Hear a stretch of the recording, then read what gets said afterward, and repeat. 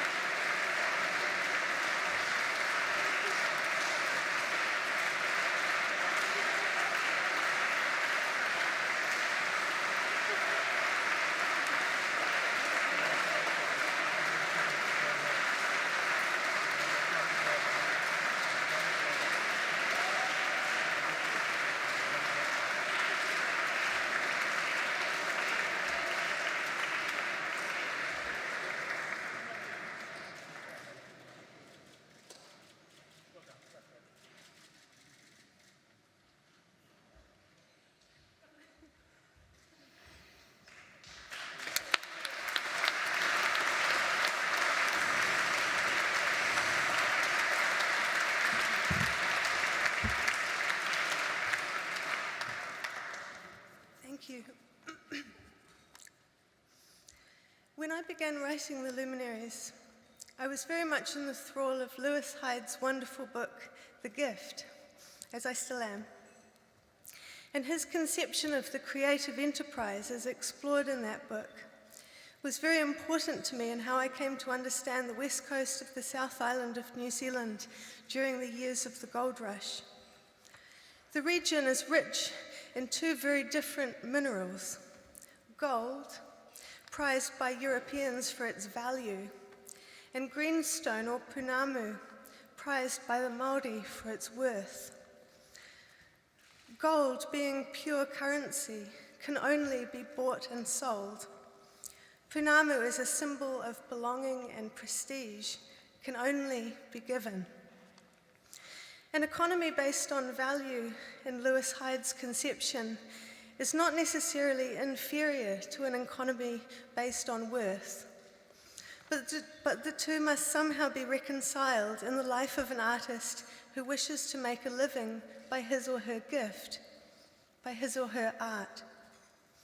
On the West Coast, this intersection of economies has a national significance, speaking as it does to New Zealand's essentially bicultural heart. I am very aware of the pressures upon contemporary publishing to make money and to remain competitive in a competitive world. And I know that it is no small thing that my primary publishers, Granta here in London and Victoria University Press in New Zealand, never once made these pressures known to me while I was writing this book. I was free throughout to concern myself with questions not of value, but of worth. This is all the more incredible to me because The Luminaries is and was from the very beginning a publisher's nightmare. The shape and form of the book made certain kinds of editorial suggestions not only mathematically impossible, but even more egregious, astrologically impossible. A very sensible email from one of my two editors, Sarah Holloway or Max Porter, might have even earned the very annoying and not at all sensible reply, "Well, you would think that, being a Virgo." I am extraordinarily fortunate in having found a home at these publishing houses and to have found friends and colleagues and people who have managed to strike an elegant balance between making art and making money. To everybody at Granta and at Victoria University Press back home, thank you. I would also like to make some very brief but heartfelt individual thanks to my editors, Sarah Holloway and Max Porter, whose influence on The Luminaries has been conspiratorial, rigorous, and for me, incredibly personally sustaining. To my publishers, Fergus Barrowman, Philip Gwyn-Jones, and Sigrid Rousing, who were kind enough to take a chance on me, and to my dear agent Carolyn Dorney, in whom I trust completely. I must also thank my beloved Steve Toussaint, whose kindness, patience, and love is written on every page of my book.